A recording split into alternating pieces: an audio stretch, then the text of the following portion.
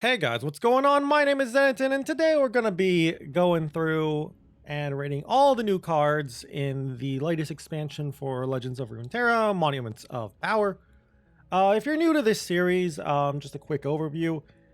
This is a series where I go through and rate every single card in a new set for every single region. The rating system is a star-based rating system, 5 stars. 0 stars means the card is pretty bad, and you probably shouldn't play it.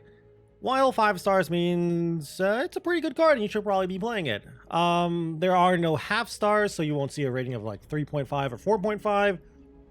And another quick note, these ratings I'm giving are for specifically constructed, so while a card might get 0 or 1 stars and be pretty bad, that's specifically for constructed. It might be insanely good in Expedition or something. Who knows? So with that all said and done, just a quick little intro. Let's get right into rating the cards. And we will start with Bilgewater. Now, the first card we got here is BAYOU BRUNCH. 3 mana slow spell. An ally captures another ally and gains the captured ally's stats. I think the card is kind of bad in all honesty. The fact that it's a slow spell, so your opponent can respond by doing something, kind of holds it back a lot. Yes, there are some cute things you can do, such as having an elusive capture something that has a lot of stats, so you get a big elusive unit, but then you're sort of tying up all of your resources into one basket. Kind of don't want to do that. If you similar to why Heart of the Fluff is a little bad, you combine all these cards into one resource, and then just one card like a Vengeance or something makes you sad. Now sure, of course they're being captured, so yes, when they'll die they'll pop back up again, but it's still kind of not that good of a card. Still though, there's some cute stuff you can do, like I said, with the elusive thing, and it plays really well with Kench, who we'll see a little later on. So for that, I'm going to give it 1 star. Just a little too mediocre. Just not enough of an impact. And the slow speed really, really holds it back a lot from actually doing anything. Next up, we got Boxtopus. 2 mana, 3/4 challenger. When you play it, deals 3 to itself. The card is decent in the right builds, specifically Soraka decks or just decks that want to heal and can heal this. Because if you're not healing this, it's just a 2 mana 3/1 challenger. That's kind of bad. Yes, there's some synergy with like self-damage decks, so you could use like a Take Heart on this. Swain sees the damage being done and likes that, but if you're not healing this card, there are probably better things you can play instead of playing Boxtopus, because like sure, 3/4 is really, really good stats for a 2-drop, and challenger is great, but you're gonna want to have a way to consistently heal this thing. So because it's a little limited in what it can do, it's getting 2 stars. Still very solid in the right deck, but not very versatile. Next up, another one of the self-damage cards. This one's actually pretty good in my opinion. Crusty Codger, 1 mana 2/4. When you play it, deal 2 to him. So you can think of it like as a 1 mana 2/2 that can heal up. 1 mana 2/2 is already fairly good. You got what, like Cythria and Jagged Butcher on that stat line as well, and Solari Soldier. They're all 1 mana 2/2s with something of an upside, whether it's having a good tribe such as Elite, the potential to get more stats, or potential to get more stats only just permanently, or sorry, temporarily. Codger, first off, as I was saying, with Boxtopus, can be healed up, become a 2/4 very thick wall. Also the self-damage is pretty nice for a Swain deck, so you can use this as your like 1-drop in a Swain deck if you just need some kind of 1-drop to get on the board and fight for the board. Because of all those things, and Bilgewater not really having too decent of a 1-drop until now, just a general 1-drop, not an aggro 1-drop, I'm going to give this thing, I believe, 4 stars. It's a very solid card. In the future, it'll probably get weaker and weaker as more cards come out and just better 1-drops come out in general, but for now, this is a fairly good 1-drop in Bilgewater. Next up, we got another good card coming up. We got Fortune Croaker. 2 mana 2/3, good stat line. When you play the card, deal 1 to itself and 1 to another ally to draw 1. Now, you can play Fortune Croaker if you have nothing on the board. So if you have a completely empty board, you can still play Fortune Croaker, and it'll just be a 2-mana 2/3, and that's it. But the fact that you can use it to, again, I keep bringing up Swain, but that's because Swain's a great card, and, you know, these cards work really well with Swain. Helps level up Swain. Drawing cards is always good, as we've seen from so many different types of cards. The card's just good overall. And if you do damage something, if you're not killing it, then you're going to get like 2 bodies, and you've drawn a card. You can also use this dealing 1 to trigger things that actually care about seeing damage being done, so you know you can activate it. Take Heart. Vladimir, even though he's kind of not good at the moment, great card. Also 4 stars. Next up, who do we got? We got Lounging Lizard. I am not a big fan of this card. Some people love this guy. I don't think he's that good. 3 mana, 3/5, elusive. At the start of the round, deal 2 to himself. I feel you have to be able to heal him up consistently, or else he's kind of just meh. He does, like, he gives you a good healing outlet, if that makes sense. So he'll constantly be dealing damage to himself, and that gives you a constant unit to heal all the time. And we'll see that you'll want that later on when we see Soraka. So in that one specific case, he's nice. And of course, again, like the other cards we've been looking at that deal damage themselves, there's that again. So, you know, again, Vladimir, Take Heart, etc., Swain, whatever. Still, though, I'm not as big of a fan of this card as some people. I'm only going to give him 2 stars. He goes into some decks, and he is a consideration for some builds of certain decks, but I just think he's one of the cards you can cut in those kind of decks. Next up, we got Shakedown. 1 mana, burst spell, deal 2 to an ally and to grant 2 enemies vulnerable. I feel like I might be a little bit wrong on this rating. I don't think the card is insane. I've heard some people say this card is super OP and needs a nerf already. I don't think so at all, and I don't think most people think that. But I think the card is just a solid card. It's fine as like maybe a 2 of in a Bilgewater deck that's a little light on removal, or its second region is just not a good region for removal, so you just need something. Also, again, I keep saying this over and over, but that's because all of these cards that are dealing damage themselves are all the same in that they all need to be in a deck that likes to be having damage being dealt to their units. So again, Vladimir, Swain, Soraka, etc. So because of all that, I'm only going to give this thing 2 stars. It's not insanely good, but it's playable and constructed, and it's fine. I would never fault anyone for playing this card. I would be like, yeah, it's a decent card. Good cheap early removal. Not early, sorry. Just good cheap removal. Pseudo removal. Next up. Well, we were talking about good cheap pseudo removal. Now we just got bad removal. We got Sunk Cost, 8 mana slow spell. Shuffle a unit or a landmark into its deck. Kind of bad. We haven't seen the landmarks yet. We'll see them soon, and I'll talk about them next. We got one in a few more cards, but this card is just bad. There's a lot of issues. One issue is 8 mana is a lot of mana. It's not even killing the unit or landmark, so while that's not necessarily a negative thing, sometimes you actually want to, but again, some things like Commander Ladros, you don't actually want to kill stuff, so that's not really a negative or a positive. That's just a consideration. But really the biggest thing keeping this thing from being a good card is the 8 mana cost and the slow speed of it.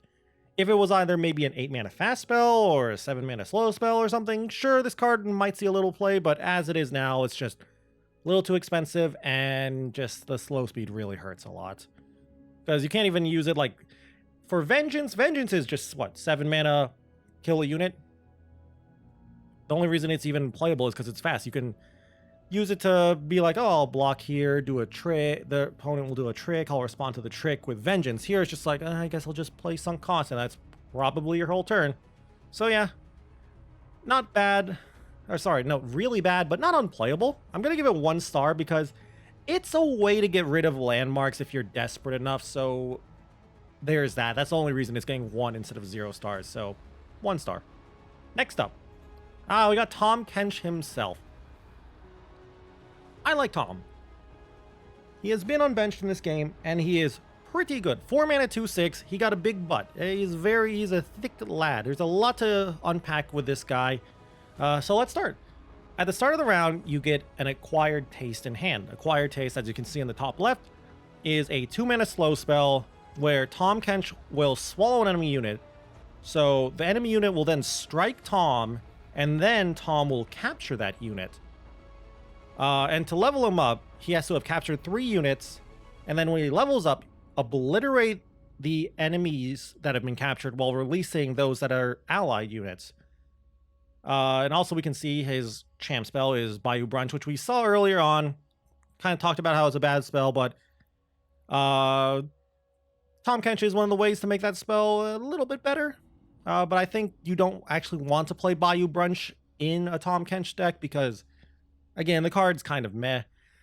You can use it to try and speed up Tahm level ups, or just to even like heal up, pseudo heal up Tahm by consuming a big allied unit or something like a Bubble Bear even, but then that means you're playing Bubble Bear. And then when he levels up, level up Tahm Kench is a 4 mana 3/7, still gets the Acquired Taste every single round, and to obliterate all the captured enemies and release the allies, he has to attack. So very good. I've seen some people say that Tahm Kench is pretty much a repeatable vengeance on a stick. That's very, very not true, but I understand what they're saying there.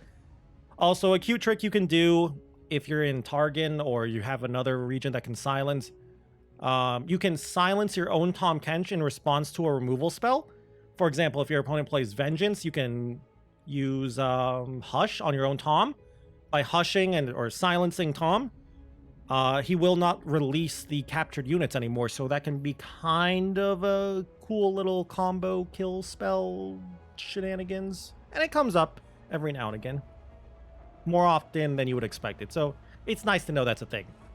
Still though, with that all said and done, I'm gonna give Tahm only 4 stars. Only reason I'm not giving him the 5th star is I feel like he just falls a little too short on just that OP factor, if that makes sense, right?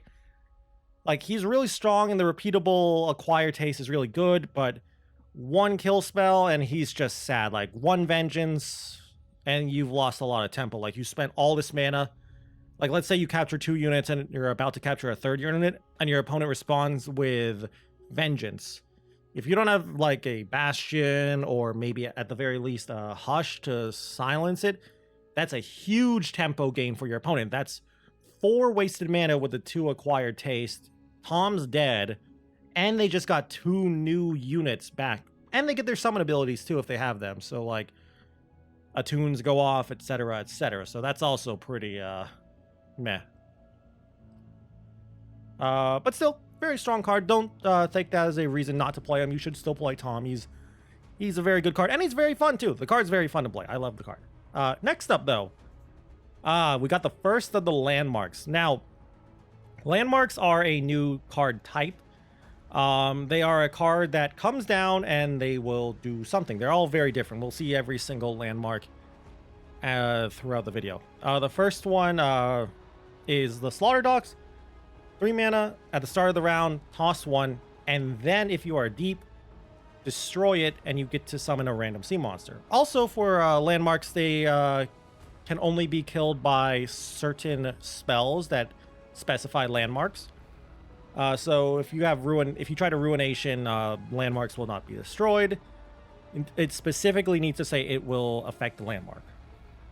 Still, Slaughter Dogs, very non-versatile, only goes into deep and that's it. So it's deep, sea monsters, whatever you want to call the deck. Still though, that doesn't mean it's a bad card. It's a good card, just not versatile. And the card is good enough that it's kind of given Deep a nice, kind of a shot in the arm. Deep was a little bit, they were floundering, if you will, previously before this set came out.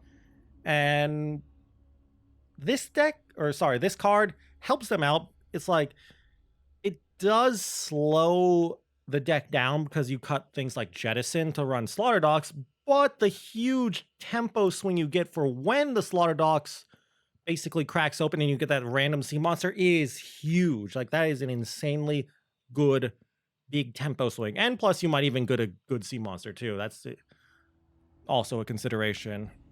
Also, Deep is just now really good in the meta because of the meta too as well. So not just because of Slardox. Still though, Slardox, strong card, 3 stars from me.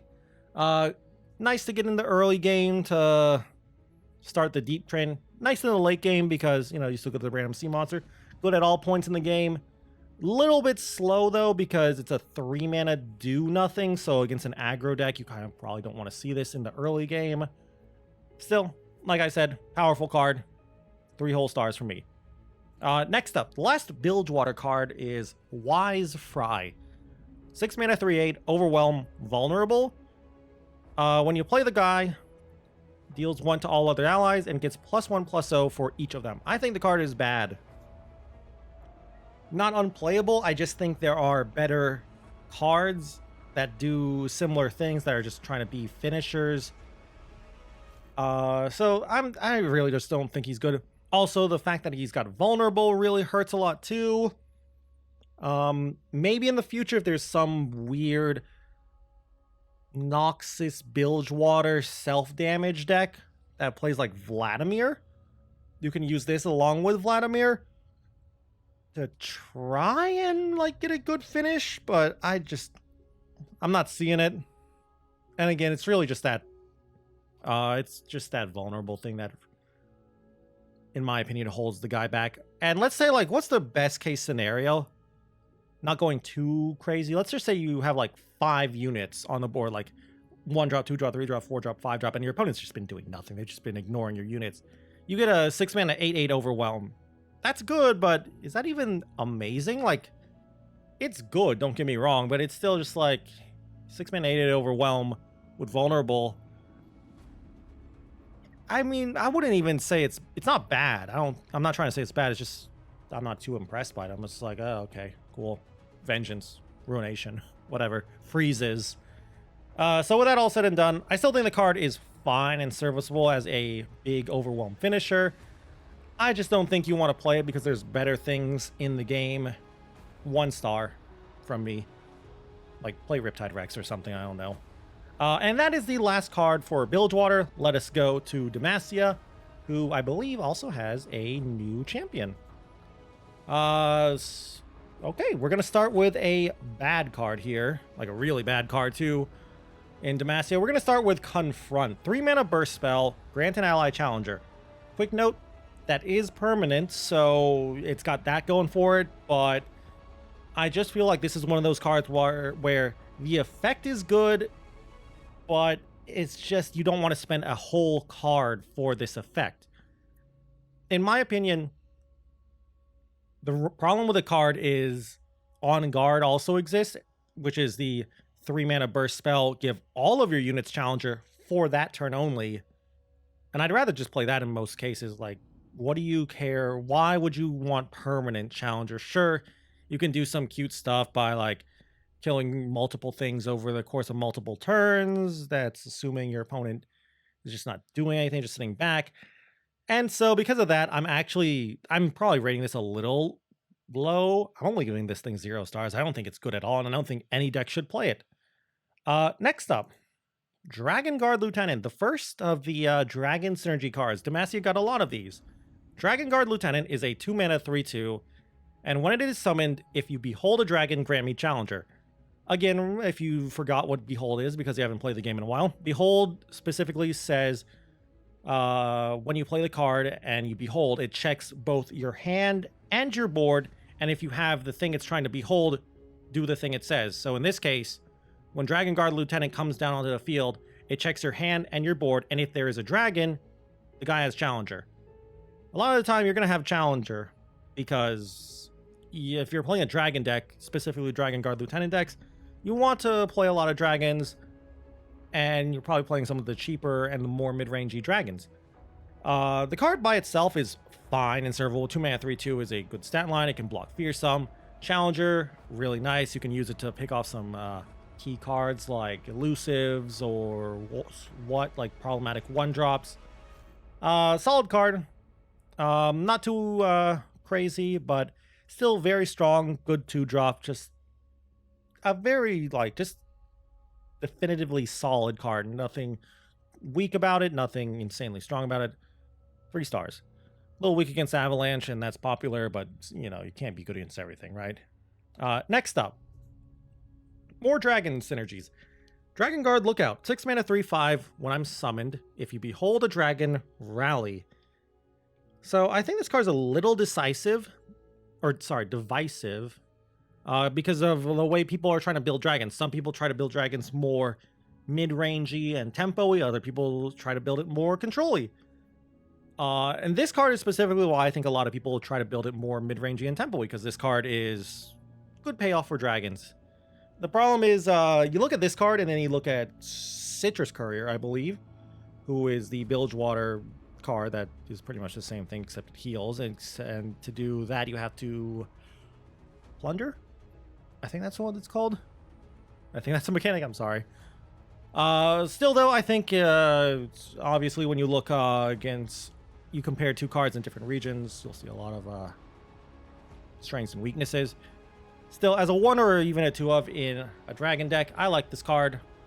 Obviously, outside of dragons, you're probably not going to play this card, so very unversatile card. Card itself is kind of weak. You kind of need a board, and then the actual stat line's kind of bad.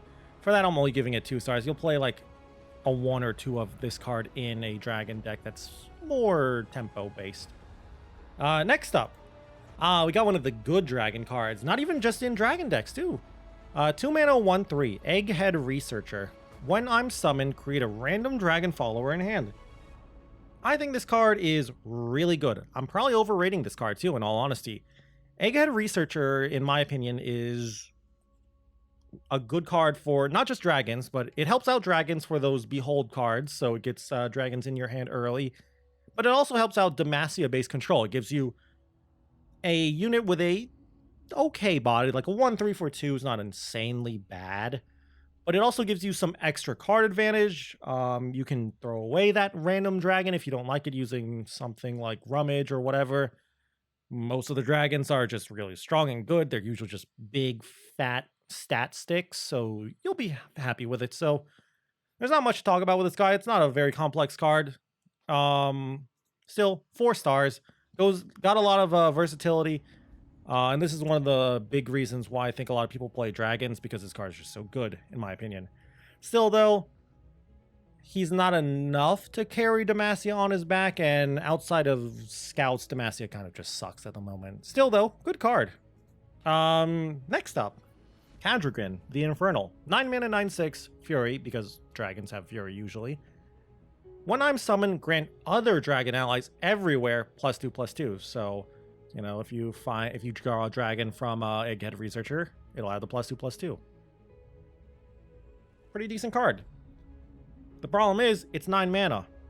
So, I think Cadragon is a good example of a card that, while it's strong and powerful, it's just a little too expensive. Like, look at other cards that are playable for 9 mana. There's not that many, in all honesty. There's just, like, Commander Ladros, and that's kind of it. Karina Veraza used to be in that category, and then Karina Veraza has kind of just disappeared.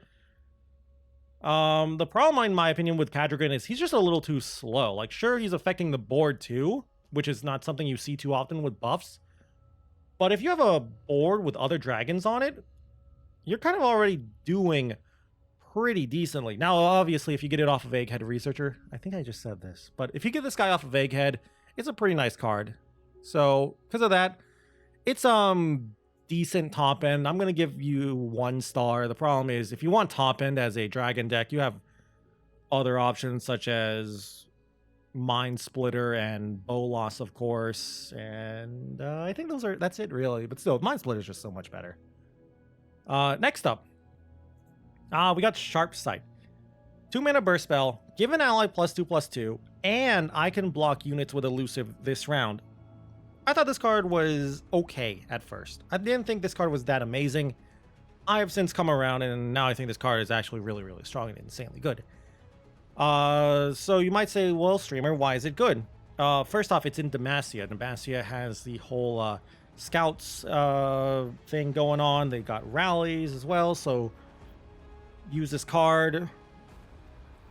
basically like a 2-mana counter spell to kill or to stop a grasp or an avalanche, save the units, and then you swing in, and now your unit's even more sizable.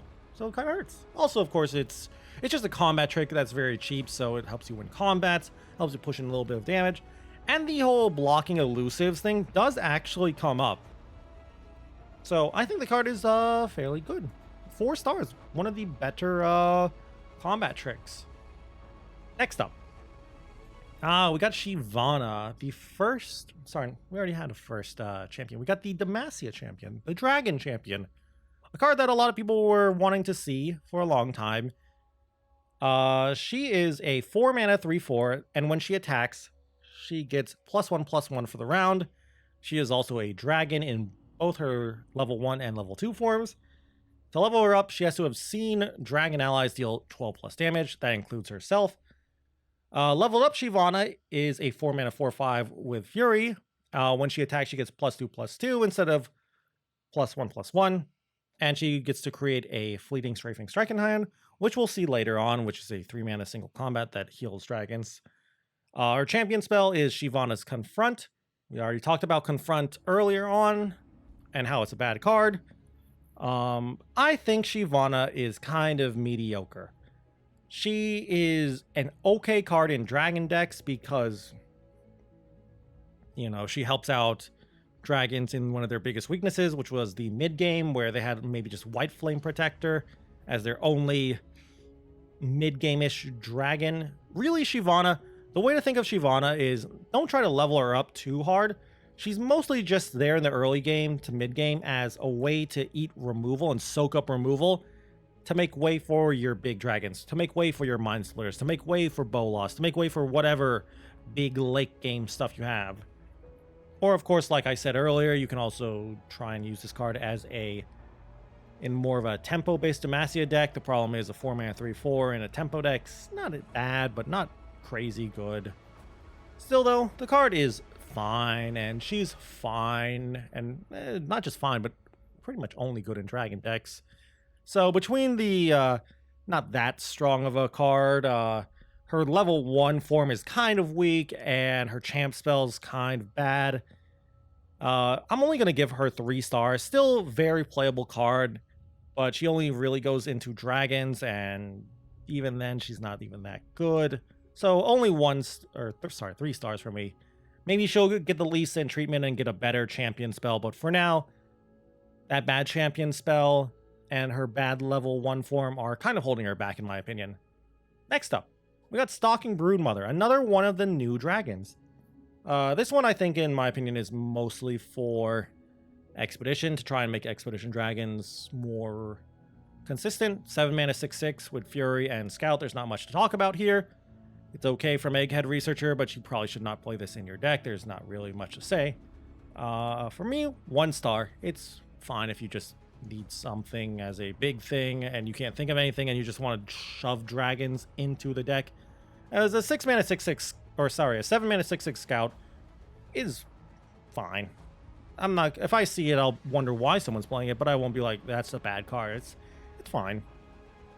So again, like I said, not much to talk about. Next up, Stony Suppressor. 2-mana 1/3. All spells cost 1 more. I don't think there is too much to talk about here. Well, no, what am I saying? I think there is a lot to talk about here. The problem with the Stony Suppressor, because I know some people are going to say this, she by herself is not good. I know I'm saying she because I'm looking at the artwork and I'm seeing the girl, and I'm pretty sure the suppressor is the statue itself. In other card games, for example, Magic, there are decks built around this type of effect of just taxing all kinds of things, taxing spell cost, taxing unit cost, etc., etc. The problem right now in Runeterra is this is kind of the only way to tax things, unless there's a card that's bad and not playable, and I can't think of that. It's just slipping my mind for now. The thing is, what kind of deck wants this effect is my quick question. A control deck? I don't think a control deck wants this. A control deck's trying to survive the early game. This doesn't really help that. An aggro deck? I don't want to take a turn off on turn 2 as an aggro deck just to dump this. Mid-range deck? Maybe? That's the only one I can think of. So though, the effect is strong, but for now, I don't think the card is good. Maybe in the future, if we get more of these tax effects, you can see a Death and Taxes style deck come together. But for now, I think this card is bad. I'm going to give this thing a 1 star for now, purely because of potential. So only 1 star. Next up, we got the actual Strafing Strike, as we saw, or at least were hinted at from SHYVANA. Strafing Strike is a 3-mana fast spell that says an ally and an enemy strike each other. Then, if the ally is a dragon, heal it for 2. It is single combat for an extra mana, but it has the benefit of the dragon line. I think it's bad. Between single combat and concerted strike, I don't understand why you would play this card. And obviously you might say, well, streamer, you'll play it because you're playing dragons. Not true. Again, you might say like, well, it heals your dragons. Yes, but also it costs 1 more mana than single combat. I feel like if you're playing 3 single combats and you want another single combat, you'll play this card as a one of, maybe. And that's if you don't want to play all 3 concerted strikes or something. But again, I just think it's just not good enough. Like that the healing for 2 is just, in my opinion, not enough to make me want to play this over multiple single combats. So for that reason, I'm giving it 1 star. It's still single combat, which is a good card, and I can see it as like single combat copy number 4, but I just think it's bad. Like I said earlier, between single combat and concerted strike, I don't think this card is good enough, even in dragons. Next up, we got Freljord. The first region that didn't get too many cards. I believe these next few regions only got 2 cards each. Freljord got a landmark though, and this is a good landmark. Howling Abyss. At the start of the round, create in hand a random level 2 champion that's not in your hand, deck, or play. The dream is to get a leveled up Aurelion Soul. Leveled up Nautilus is great. The nightmare is to get leveled up Teemo, because you're probably not going to be having mushrooms in your opponent's deck, so level up Teemo is literally just a 1-mana 2/2 elusive. The card, in my opinion, is still good though. The biggest thing I think with this card is that it gives Freljord ramp options outside of Shadow Isles. Before this card came out, Freljord ramp was kind of stuck into Shadow Isles because they didn't really have good reason, like good things to ramp into. Now you can just stay in Freljord and have this to ramp into while going somewhere else. Like, sure, you had Tryndamere, you had other things like, I guess, Uzgar as well to ramp into, but you wanted something really strong and really game-ending, or at least game-finishing, as a ramp target. Something like Commander Ladros and Atrocity. Howling Abyss is kind of like that. Now, of course, it's a landmark, so it is susceptible to landmark removal, but again, there's not that much of it. So I'm going to give this thing 3 stars. I think it's fairly powerful. Really, really, really slow, and it's going to take a while for it to actually get enough value, because you still have to actually pay for all those champions, so it's really slow but really powerful, which is kind of what you want in your ramp payoff. Next up, speaking of ramp, we got more ramp. Well, you can see the stars already, because I have this in the wrong order, my bad. Voices of the Old Ones. It is an 8-mana burst spell that says you get 2 empty mana gems, and then from the top 4 cards of your deck, draw each card that costs 8+. Then shuffle the rest into your deck. The thing with this card is you can potentially play this as early on turn 5 with 5 mana and 3 spell mana. So you go, the dream is turn 1 pass, turn 2 pass, turn 3 Warding Stone specifically because you want that 3 mana. Then on turn 4, you'll be at 5 mana with 3 spell mana. So you could play this on turn 4. Now that means you've pretty much neglected everything else, and all you have on the board is a Warding Stone. So if your opponent was doing anything at all, you're probably very far behind. But of course, the good news is you've ramped up to 7 mana, I believe, if my math is correct, and maybe even drawn some cards. Still though, the only reason I'm giving this 2 stars is One, it's only a ramp card. Two, sometimes you might even whiff completely and not even draw any cards, in which case you played an 8 mana ramp for 2, which is not that good. So, with that all said and done, that's it for Freljord. Let's go to Ionia. Now, Ionia starts off with a very good card. We got Nopify. 2 mana, fast spell. Stop a fast or slow spell that costs 3 or less. This card is insanely good. But the problem with the card is sometimes you'll go against a deck where they just might not have anything to Nopify. This card also really hurt TF Swain as well, because it kind of just blanked pretty much all of their removal. From Make It Rain to Death's Hand to Noxian Fervor and other such things in other decks like Culling Strike, Vile Feast. This thing hits a lot of really strong early game cards. Now again, like I said, sometimes it has matchups where it either doesn't hit anything at all or it hits barely anything, and those things it does actually counter don't even really matter too much. So because of that, it's only going to get 4 stars. That's what's good. English is hard. Being tongue-tied here. That is what is keeping it from the 5th star like Old Deny had. Still though, really strong card. Really nice in a more combo-focused deck like Lee Sin that wants to protect a unit. Not as great in a deck more like Karma, like Spooky Karma, that's just trying to outvalue your opponent. Still though, you could consider in those decks too. Next up, from a good card to a not so good card. Trevor Snoozebottom. 3 mana, 0/3. Support, create an attacking Mumble Sprite with my supported ally stats. The Mumble Sprite is elusive, as you can see on the left. It also has Ephemeral, so it's going to go away. It's kind of meh, in my opinion. Trevor is.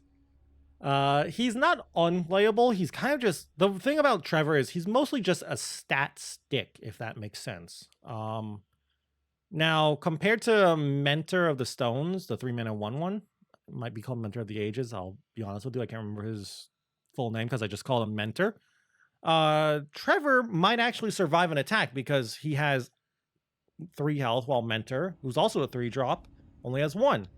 So if that somehow happens, you get a second Trevor Snoozebottom hit, then that's starting to pay off. But he's probably going to die, in all honesty, in the first swing. And the other issue is Trevor on 3 is not even that good because his support thing creates an attacking Mumble Sprite with the supported ally stats. So what are you going to have? A 1 or a 2-drop you're going to make?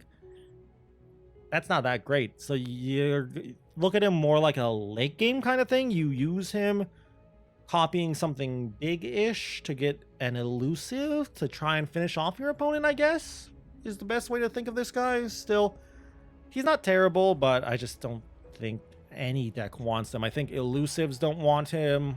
Maybe ephemerals, but ephemerals are bad too. So I'm only going to give him 2 stars. There's some possibilities with Trevor, but for now, I just don't think any deck wants him at the moment. Still, 2 stars. Next up, though, we're heading to Noxus. And the first one here in Noxus is another landmark. We got NOXKRAYA Arena. 5 mana, it's a landmark. At the end of the round, your strongest ally and the weakest enemy strike each other. I think the card is fine. Not great, not insanely OP, but not unplayable. It's a very fun card. You can do some cute stuff with things like Frostbites, Undyings as well, but the issue is it's a 5 mana do nothing, because the time you play this, your opponent's going to see it come down, and obviously if you're playing this card, you're going to have your deck built around it, but still, they'll get a whole turn to prepare before the first activation happens, and again, they're actually striking each other, so your units are taking damage in theory as well, so you're gonna have to build your deck around this if you want to play NOXKRAYA Arena. Some people are playing it as like a 1 or 2 of card in things like Ash Sejuani, because that deck is just known for having big stuff. Still, though, I don't think it's good enough. I'm only giving it 2 stars. Very fun card, though. I love playing this card, and I like it a lot, but I just don't think it's that strong as a card. Next up, we got Scorched Earth. This is probably the best landmark removal spell. 3 mana fast speed spell, kill a damaged unit, or destroy a landmark. Now, before we get too far into talking about this card, remember, Noxian Guillotine is a card. I hope I'm thinking about the right card, by the way, and not confusing Noxian Guillotine and, I don't know, Decimate. Noxian Guillotine, if you forgot, or if I'm wrong here, 3 mana, fast spell, kill a damaged unit, and get a copy of Noxian Guillotine. That's fleeting, of course. So if you're looking at Scorched Earth, you have to think to yourself, are you seeing enough landmarks to basically trade off Noxian Guillotine's repeatable effect for the ability to kill landmarks? Now, maybe you are, and in that case, sure, go ahead, play Scorched Earth. It's a good, solid card, but 3 mana is a little expensive, of course, don't get me wrong, for the effect. Still, though, I like the card, and I'm going to give it 2 stars. A little expensive, and the condition of killing a damaged unit is a little annoying if in case your opponent plays like Guiding Touch to heal up units or Stargazing or whatever. But I think the card is solid, and its stock just rises the more and more landmarks are in the meta. So, 2 stars from me. Next up, we're heading to Piltover and Zaun. Another region with only 2 cards. First one, Patched Poro. You might remember this from the tutorial, or at least the artwork from the tutorial. 2 mana, 2/3. While in hand, I have a random keyword that changes each round. When I'm summoned, grant me that keyword. So, you know, think Lifesteal, Tough, Elusive, etc., etc. I think this card is bad. You can use it in maybe a Poro deck that wants Piltover and Zaun, so you get Mystic Shots, and this helps you out. But the problem is, one, the variance, not knowing exactly what keyword you're gonna get, hurts a lot. And 2, Poros are just kind of bad. The stat line is good, though. Like, a 2 mana 2/3 is a solid stat line, so it's got that going for it, but still, I just don't think it's a good card. Only 1 star from me. Maybe a Poro PNZ deck will come out, but I just think this card's not good. Next up, another card that I think is not so good. We got the University of Piltover, a landmark. It says, at the start of the round, discard your hand and create 3 random cards in hand and grant them fleeting. Obviously, you might say, well, isn't that good? It has synergy with things like Jinx, just discard aggro in general. Twisted Fate to just draw lots of cards to level up Twisted Fate. Yes and no. Yes, it does have synergy with discard aggro. The problem is it's a little slow. Like, you want to use it to level up your Jinx, don't get me wrong. And then you'll just go off with Jinx and her rockets, but then you still have to empty your hand for the rockets, which that's a little tough with all these cards being generated. It does give you extra just gas in the late game as an aggro deck too, but I feel like in the late game you'd rather not be doing this like random 3 cards a turn. Instead, you'd rather just be burning your opponent and trying to finish them off with things like Decimates and Get Excited and so on and so forth. So because of that, it's only getting 2 stars from me. It has a spot maybe in the future if a discard deck shows up that's not specifically discard aggro, but more of a discard mid-range or even discard control. Maybe this card will see more play, but for now, I just think it's bad for the predominantly only discard deck out there, which is discard aggro. Next up, we got Shadow Isles. We got, first off, Crumble. 5 mana slow spell, kill an ally to kill a unit or destroy a landmark. I both love and hate this card. I love the card because, you know, it can be used to kill things that you want to have die. Shadow Isles can already do that very, very well, but still, it's just nice to have more of these effects. Second off, it's a 5 mana vengeance, kind of. Yes, it's slow, but it also hits landmarks. Now, the reason I hate the card is if your opponent kills the ally, your ally that you're killing to kill their thing, that will cause the spell to fizzle. For example, let's say you have, I don't know, a spiderling, a 1/1 spider, and you're stacking that to crumble to kill something on your opponent's side. If they play like Vile Feast or whatever and kill your spider, crumble doesn't go off anymore because the thing that was being killed is no longer there. I will say this though, it is still one of the better ways after Scorched Earth to deal with landmarks. So if you are seeing landmarks, you should maybe consider this as a card, as like a 1 or 2 of in your deck. Very decent in Spooky Karma as a 1 of, thanks to things like Deep Meditation. Still though, I'm not the biggest fan of it, thanks to that being able to kill whatever you're trying to kill in response to Fizzle Dispel. Also, I really am just not a fan of slow spells, and because the slow spells are usually bad.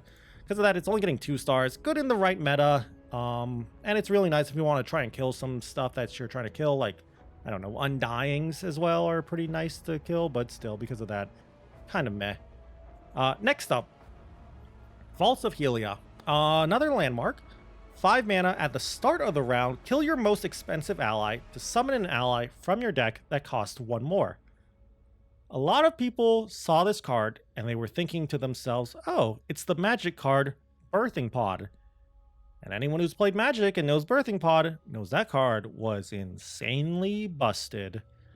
The problem with Vaults of Helia compared to Birthing Pod is, 1, Vaults of Helia is expensive.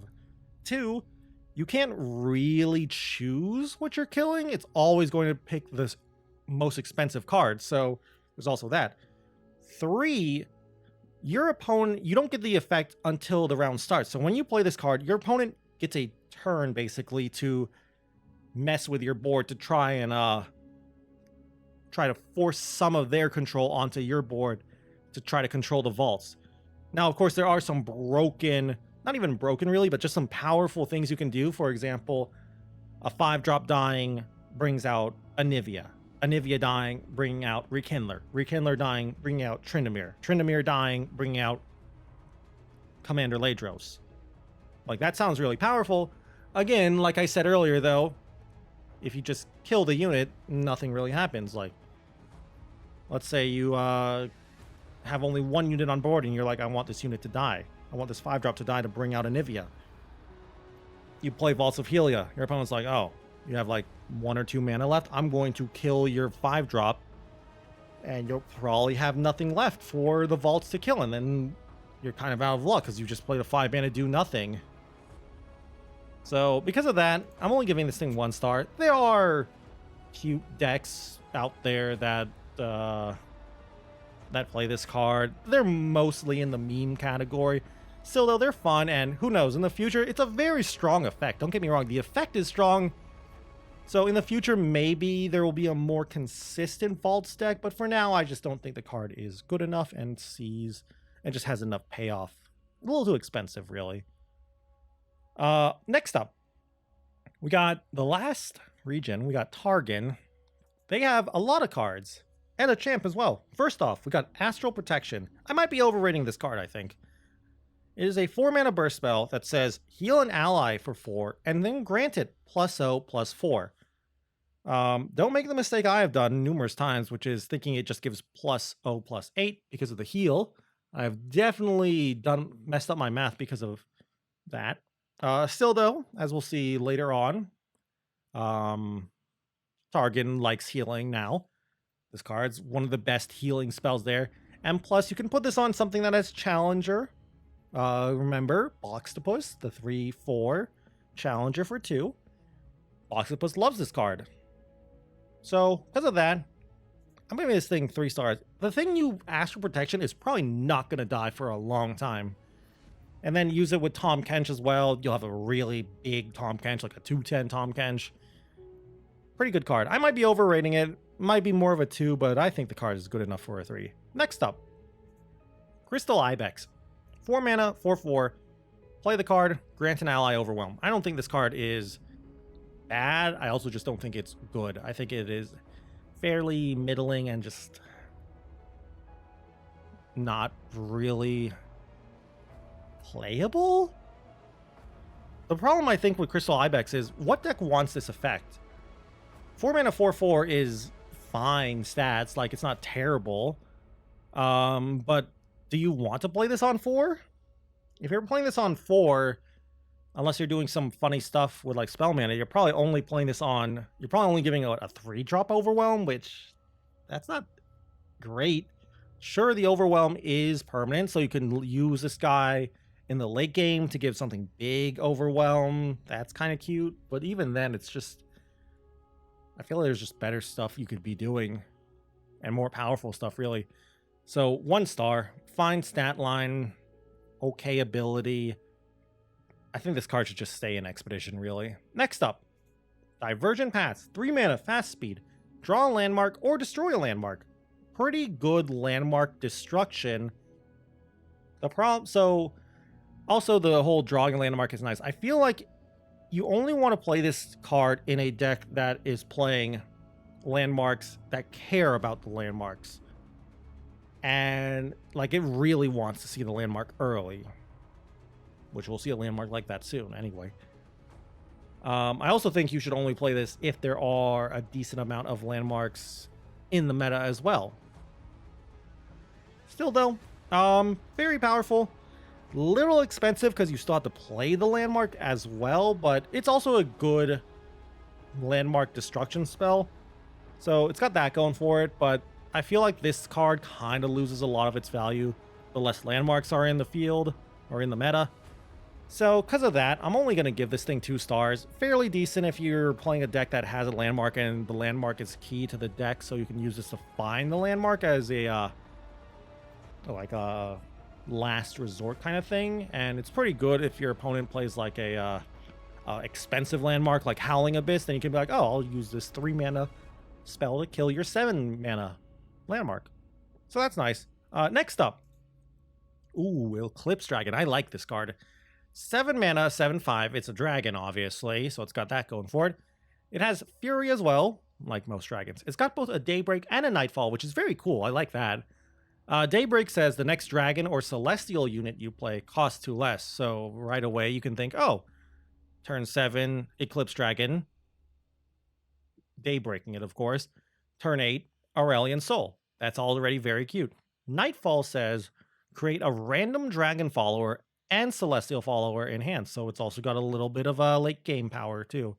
So you activate Nightfall, play this card, and then you get just 2 good, well, hopefully good cards. Most dragons are pretty decent, and while there are some mediocre celestial followers, there are some pretty good celestial followers. I think on average, most celestial followers are pretty big and beefy. I like the card. Big fan of this card. The health is a little low for a 7-drop, but I mean, once you start to get to play to like 6 and 7s and beyond, the stat line, you can't really look at the stat line of those cards too much. You mostly want to look at like what the card itself is doing, as in like, are the mechanics, the words, the box of text, are those things doing a lot of work? Eclipse Dragon does it. Eclipse Dragon is viable in that like it helps you ramp if you care about that, and it's some late game insurance if you need some more late game. So it's nice. Because of that, I'm giving it 4 stars. I actually really like this card. I think it's kind of pushing out Inviolus Vox, in my honest opinion. Next up, also you get the whole, like I said, ramping into Aurelion Soul or whatever, or maybe a different big celestial if you want to. Next up, though. Oh, we got a bad card. Sneaky ZEEBLES. 5 mana, 3/3, elusive. When you play the card, stun enemies with 2 or less power. I don't think this card is good. I will say, though, that I think this card does make Targon elusives. It like kind of lays the groundwork for Targon elusives. If there are more elusives in Targon in the future, you can kind of think of this card as a finisher for that deck, but for now, I don't think that deck exists. There just aren't enough good, strong, solid cards for that deck. Maybe put it in an Ionia elusive deck, but you give up other such things like Freljord. Like you're giving up Elixir of Irons and Troll Chance if you take away Freljord and put in Targon, so meh. And elusives aren't even that good at the moment too, is the other thing. So, kind of meh. With that all said, I'm only giving this thing 2 stars. I think there's potential, and the card itself is not that strong, but not that weak. A 5 mana 3/3 with elusive is not terrible. Still though, not great. Next up, we got the goat mommy. We got Soraka, the heals that you love. I think Soraka is probably the best champ of this expansion. Soraka is a 3-mana 1/6 support, heal me and my supported ally for 4. To level up, you have to have healed damaged allies 4+ times. Notice real quick, she doesn't have to see them being healed, so she can be in the deck and she can level up in the deck as long as you've healed allies. Level up Soraka is a beast, by the way. 3-mana 2/7. First time you heal a damaged ally each round, draw 1. I feel like anyone who's played card games for a decent amount of time understands drawing extra cards is pretty strong. Then the support ability is also buffed too. Instead of just healing for 4, it now fully heals. Her champ spell is a little lackluster, which is kind of a mediocre spell. It goes well with another card we're going to see coming up. You probably know what it is. 3-mana slow speed, fully healed damaged allies. There's some synergy, but it's not a good spell. But everything else is great about the card. I am giving Soraka a whole 5 stars. I just love drawing cards, so I'm probably overrating her, but I think she's great. 5 stars for Soraka. Cheap card, very powerful, gives you cards, heals allies, fights for the board, comes down. She's got a big butt, so her big butt just clogs up the board and keeps things from doing too much damage. Lovely card. Next up, Spring Guardian. He's an okay card. 3-mana 3/3. When I'm summoned, create a Spring Gifts in hand. You can see it there on the left. 1-mana slow spell, fully heal an ally. It's an okay card. 3-mana 3/3 is fairly on par for what you're expecting out of a 3-drop. The spell is a decent spell as well. It's not amazing, but it's not terrible. And plus, it gives you it's a random card too you can use to throw away to something like Rummage or Spacey Sketcher or whatever. So that's also pretty nice as well. Still though, I'm not too impressed by this guy. I'm only giving this guy 3 stars. He's a decent 3-drop if you need a 3-drop in your deck, and Spring Gifts goes well with things like Challengers, Vi as well, like Spring Gifts. So, you know, it's got that going for it. Next up, Star Spring, probably the best of the landmarks. I'm probably overrating the landmark, by the way, once you see my rating. 2-mana landmark. At the end of the round, heal damaged allies by 1. Then, once I've seen you heal 22+ damage from allies, win the game. This whole win the game thing is very scary. If you don't have a way to deal with a Star Spring, or you just can't, well, kill them before the Star Spring goes off, you're kind of out of luck. Now, I will say this, though, like, it's not as bad as you would think, because if your opponent's playing a Star Spring deck, a lot of their stuff's probably going to be full health already, so they're going to have to find ways to damage their own units. Most things in a Star Spring deck don't have too much attack, so they're not going to be putting too much pressure on. They're going to be sitting back, making you attack into them to try to kill you, or to kill, yeah, to kill you. And, well, you can just sit back and maybe wait to draw a Ruination if you're playing a more control deck and just not playing into their game plan, which is having lots of small combats, taking a little bit of damage, healing up. If you have it, of course, like, you can save your landmark removal until the Star Spring goes off and wins the game, in which case you can use your landmark removal before they can actually have the Star Spring win the game, because the landmark doesn't actually win the game until the round ends. So if they heal up to the 22+, they don't win the game on that spot. The round still has to end. So you can just kill the Star Spring after they've hit that 22+ mark. So there's also that if you're playing landmark removal. Still though, the card is good, and it has created a whole new archetype thanks to this and Soraka. Soraka and Tahm Kench all work wonderfully together.